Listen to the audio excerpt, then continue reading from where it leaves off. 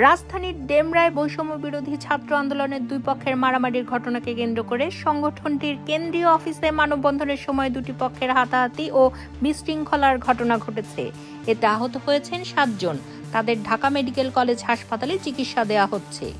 মঙ্গলবার বিকেলে রাজধানীর বাংলা মোটরে বৈষম্য বিরোধী ছাত্র আন্দোলনের কেন্দ্রীয় অফিসের সামনে এই ঘটনা ঘটে।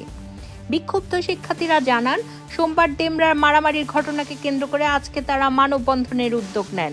এ সময় তাদের বাধা দেয়া হয়। এক পর্যায়ে বৈষম্য বিরোধী ছাত্র আন্দোলনের কেন্দ্রীয় অফিস থেকে তাদের সরিয়ে দেওয়া হয়। এ সময় হাতাহাতির ঘটনাও ঘটে। বিরোধীদের দাবি, ঘটনার সময় উপস্থিত ছিলেন বৈষম্য বিরোধী ছাত্র আন্দোলনের সমন্বয়ক রিফাত রশিদ। নিরাপদ মানবিক দেশ করতে যুদ্ধ চলবে। জামায়াত আমির নিরাপদ মানবিক দেশ করতে যুদ্ধ চলবে। জামায়াত আমির এদিকে কেন্দ্রীয় অফিসের নিচে বিক্ষোভ করার সময় ঘটনাস্থলে আসেন সমন্বয়ক হাসনাত আব্দুল্লাহ। তিনি উপস্থিত শিক্ষার্থীদের বক্তব্য শোনেন, তবে এই বিষয়ে সাংবাদিকদের সঙ্গে কোনো কথা বলেন নাই।